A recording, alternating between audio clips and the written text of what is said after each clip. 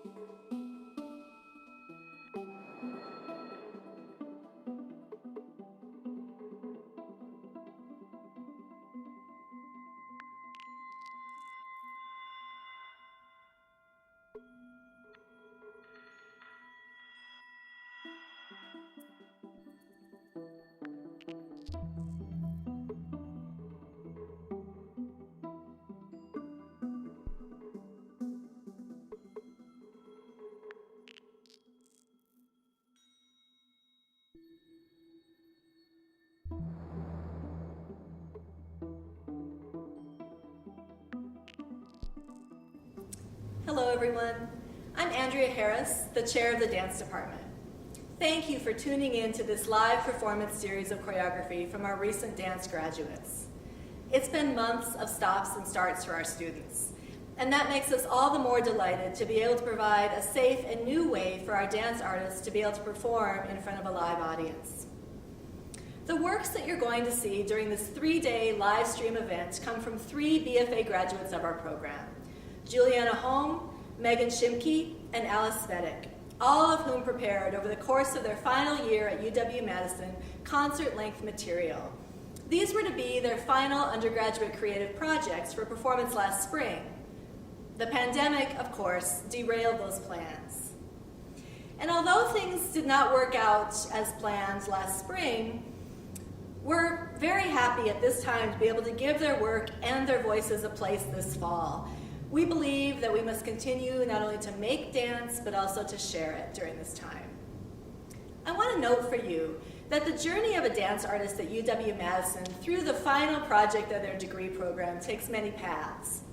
We have students whose senior research projects range from studies of physical therapy for dance injuries to researching resources for dance and social justice, to concert-length works like those that you're going to see over the next 3 days. For some of these students, their projects are generously funded by one of our donors, Professor Emerita Buff Brennan. Each year, Buff generously supports the projects of 1 to 2 students who are selected through a competitive application process. Buff's support has raised the level of excellence for our undergraduate research projects, and we are grateful for her continued support and her presence in our department. Beginning the academic year in a pandemic has been challenging, but I want you to know that we are committed to delivering a robust teaching and learning environment, in person when it's safe to do so, and remotely when we must. During this time, we will continue to experiment and find new ways to share our work with you. Thank you so much for coming, and I hope you enjoy the show.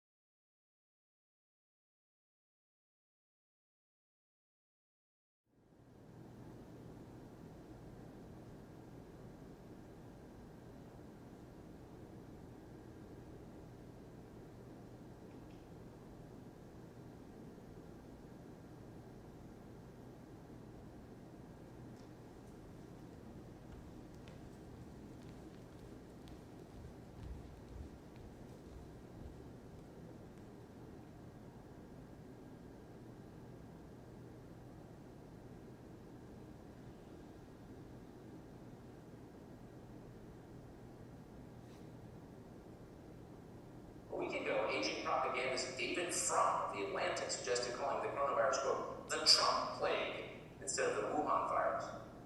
Today, NBC News sent a tweet suggesting the president's use of the phrase Chinese virus was, quote, both inaccurate and harmful in tying racist associations between the virus and those from China.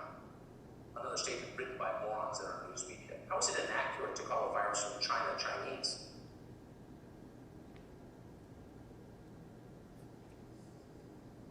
There was that one time when I was getting ready for a dinner performance. A woman came up to me and asked if I was in the same dance group as my friends, because she had noticed that I was in a different costume. Confused and not convinced of my response yes, she continued to explain how I looked different because of my skin color. This wasn't the first time my complexion made me stand out. When I was 10 years old, I visited China, and surrounded by those that looked like me, I still got attention for how tan I was. My skin wasn't pure and pale like those around me. Maybe I wasn't Chinese enough. I mean, I didn't know the language, nor did I look the part. In that moment, as the woman was eyeing my costume up and down, I wasn't Chinese enough for her either. I wish that were the last time someone tried to convince me that I was a different race, but it wasn't.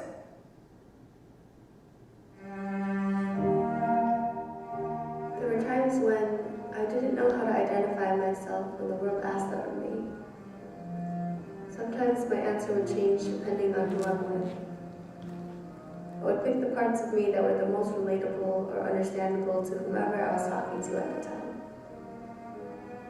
I could create different versions of myself, all of which were true, all of which were incomplete unless they were willing to hear the whole story. How can you explain the layers when all people get to see is the surface? Yes, I'm 100% ethnically Chinese, but some Chinese would say not really. ABC is what they would call me. Mandarin or Cantonese, they would ask me. Both. Can you speak? I can speak a bit of Taiwanese. That's what Chinese school taught me. Is your family from mainland or Hong Kong? Both. What generation? First, second, or third? Second and a half. My father was born in the US. Your mom? She's from Indonesia. Oh, so you're half Indonesian? Yes, culturally. Can you speak Bahasa Indonesia? I am worried. I was never told my English was so good. It was my first language, the language my first, middle, and last name was derived from. My English name was born first. My Chinese name, Xu Jialin, was inspired by my English name, Jocelyn. But if it's one thing I'm certain of, I'm 100% diaspora. I'm always stuck in the in-between. But over time, I got to see the beauty that is all the parts of me.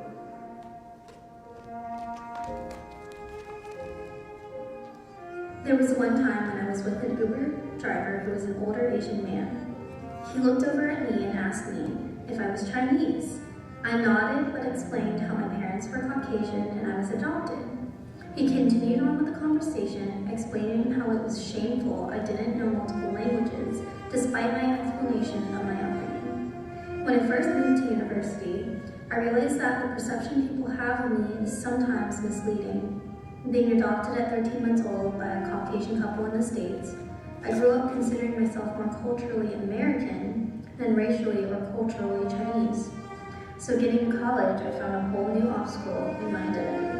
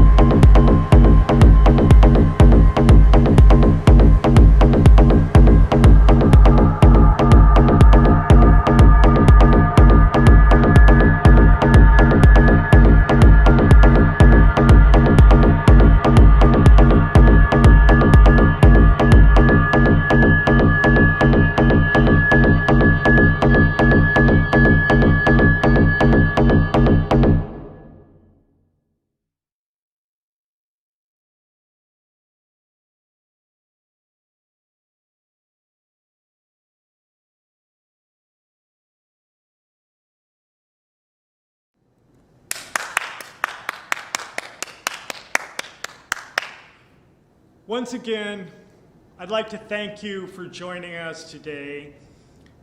We look forward so much to the time when you can join us in person in the beautiful Dobler Performance Space. And until that time, we wish you to be well, be safe, and we'll see you very, very soon. Thank you.